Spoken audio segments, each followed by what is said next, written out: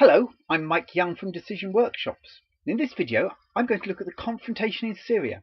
I'm going to show you how we can use dilemma analysis to give you a better focus and understanding of what happened, why people have acted the way they did, but also to show you how analysing the dilemmas can show what we in the West should have done.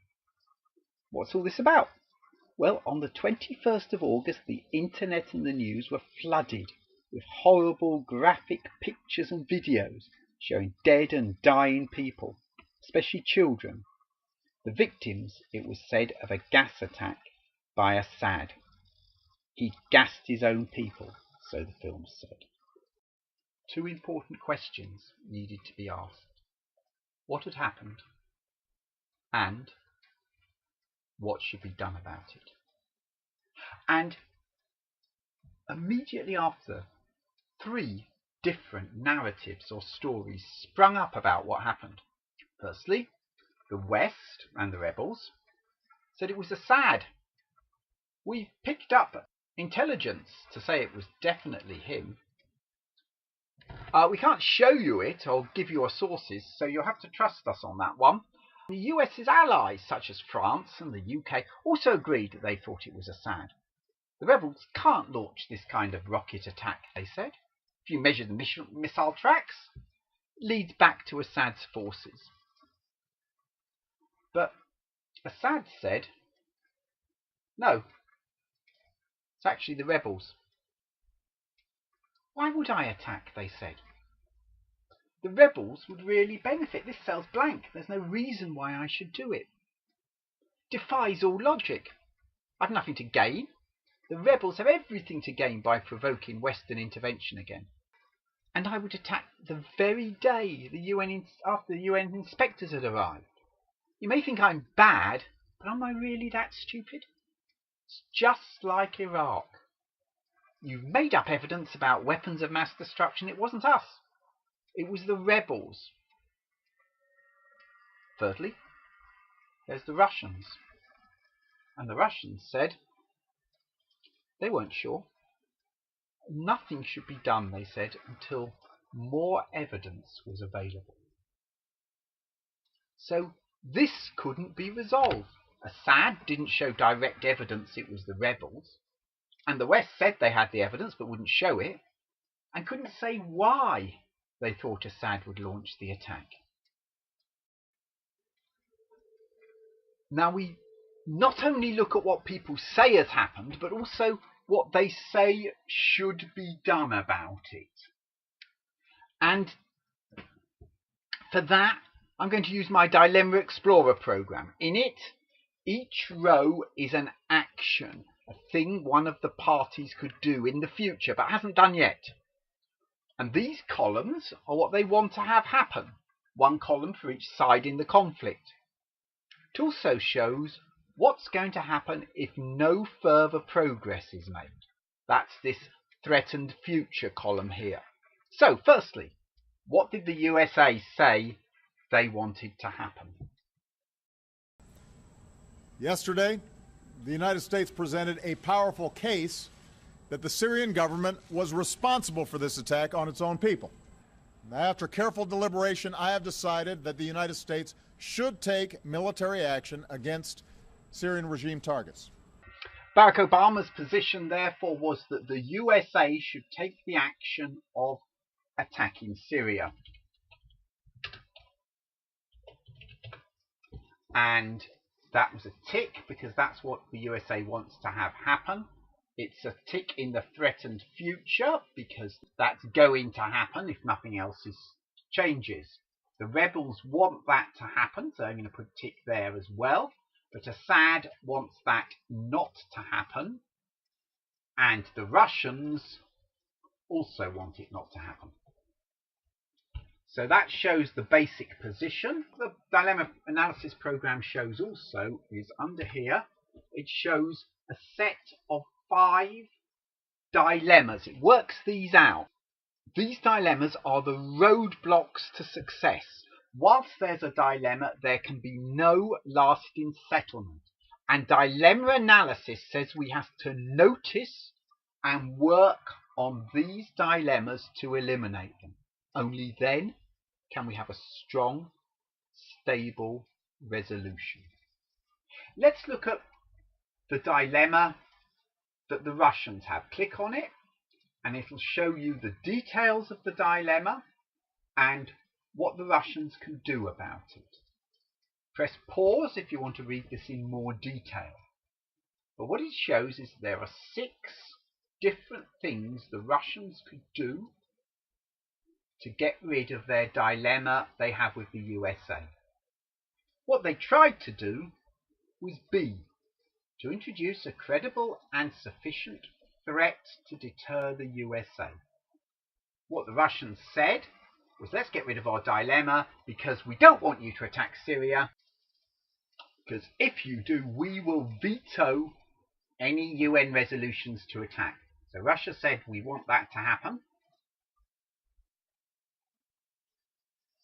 That's what's going to happen. The USA doesn't want that. It wants to take the UN with it, which is why at the beginning it got the British to propose resolutions to attack Syria.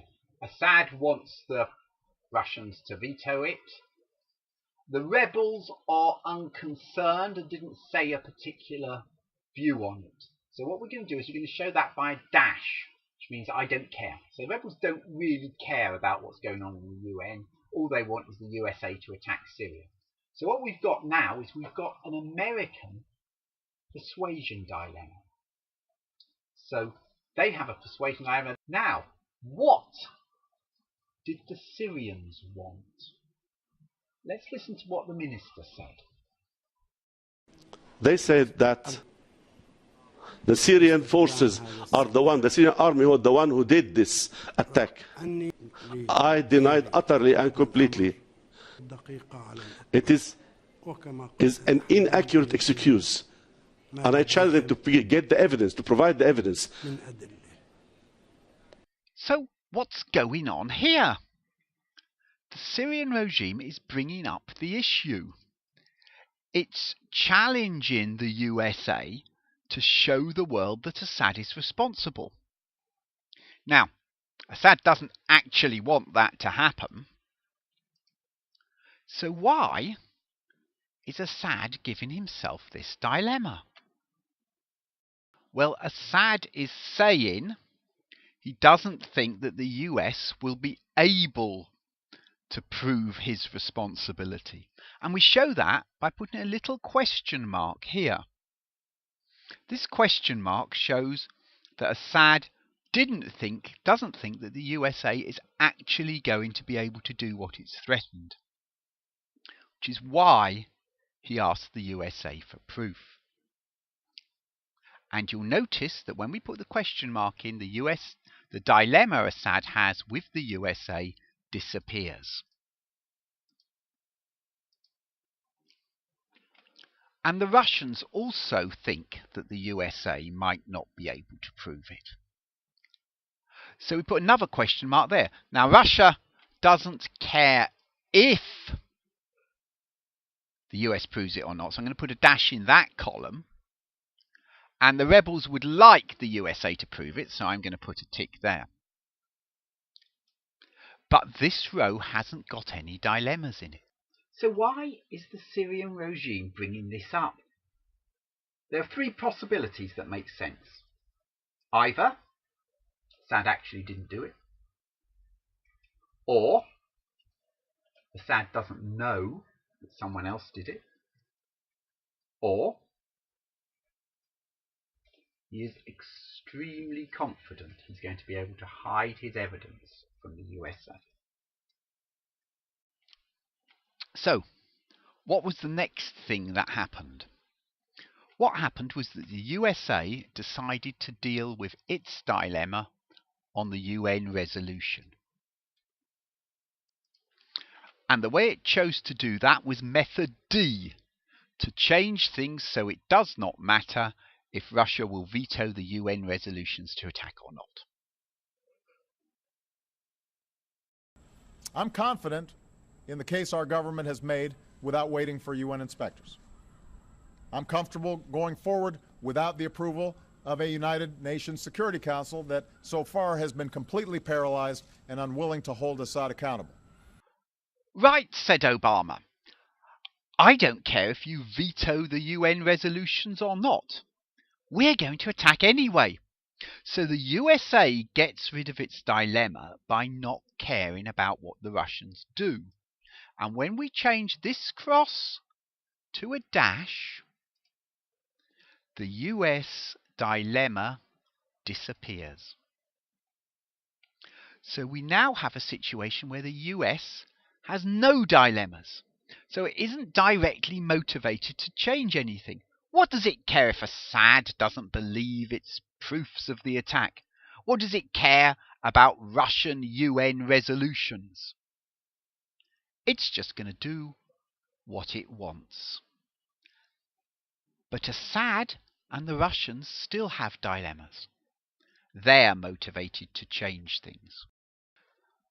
But perhaps there was another strategy the US could have taken. Instead of ignoring the UN, perhaps it could have worked on these doubts.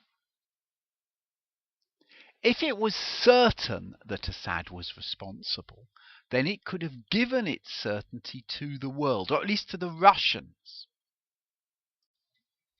That would have really damaged Assad's narrative.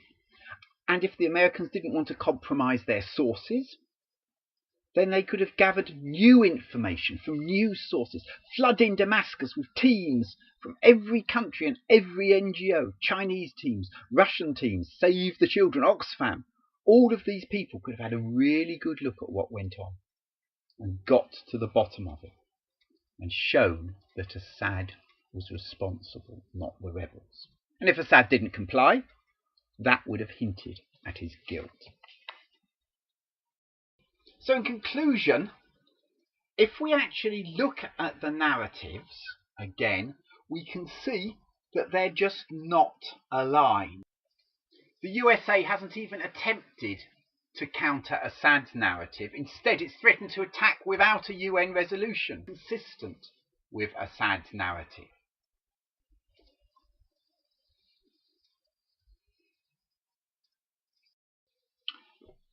And when the USA eliminated its dilemma, it is assumed that Assad and the Russians wouldn't react, but would just sit there and do nothing while the USA attacked Syria.